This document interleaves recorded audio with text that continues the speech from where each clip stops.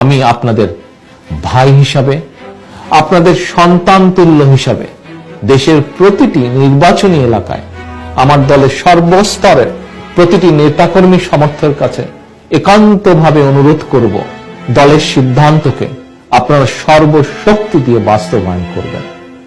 আপনারা ঐক্যবদ্ধ থাকলে ভোট ডাকাতির সকল ষড়যন্ত্র মোকাবেলা করে জনগণকে সঙ্গে নিয়ে এবার আমাদের বিজয় ইনশাল্লাহ হবেই। দলের উপরে, দেশনেত্রীর উপরে আস্থা রাখুন। আমি কথা দিচ্ছি, দেশে গণতান্ত্রিক সরকার প্রতিষ্ঠিত হলে অবশ্যই রাজনৈতিকভাবে আপনাদের প্রত্যেকের ত্যাগ, তিতিক্ষা, যোগ্যতার সর্বোচ্চ মূল্যায়ন করার সর্বোচ্চ চেষ্টা করা হবে। প্রিয় নেতৃবৃন্দ, আপনারা অনেকেই এই দলে কর্মী হিসাবে রাজনীতি শুরু করেছিলেন। দলকে ভালোবেসে বেগম খালেদা জিয়ার নেতৃত্বে এগিয়ে যাচ্ছেন সামনের দিকে। আমার দলের লক্ষ লক্ষ নেতাকর্মী সমর্থক আজ দেশনেত্রীকে শুধু নেত্রী আসনেই নয়, বরং তাকে মায়ের আসনে অধিষ্ঠিত করেছেন। শুধু আমার দলের নেতাকর্মীরাই নয়, দেশের কোটি কোটি গণতন্ত্রকামী মানুষের কাছেও দেশনেত্রী এখন মায়ের মর্যাদায়। সেই মা জনগণের ভোটে একটি গণতান্ত্রিক সরকার প্রতিষ্ঠার জন্য বছরের পর বছর ধরে আপনাদের সঙ্গে রাজপথের সংগ্রামে ছিলেন।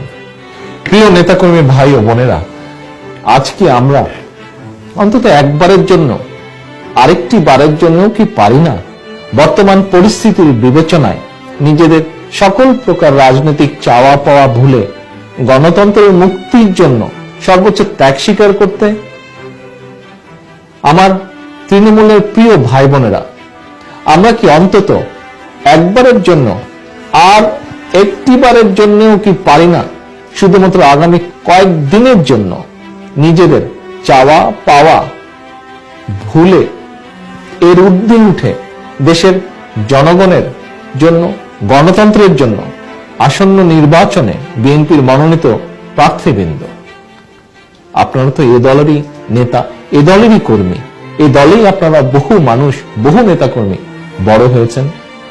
সারা দেশে আমার দলের সর্বস্তরের হাজার হাজার নেতা, লক্ষ লক্ষ কর্মী, কোটি কোটি ধানের শীষের ভোটার, আপনারাই একমাত্র আপনাদের ঐক্য এবং সুদৃঢ় প্রত্যয় পারে, আপনাদের ঐক্য এবং দৃঢ় প্রত্যয় পারে ভোট কেন্দ্রগুলোতে ভোট ডাকাতি রোধ করতে।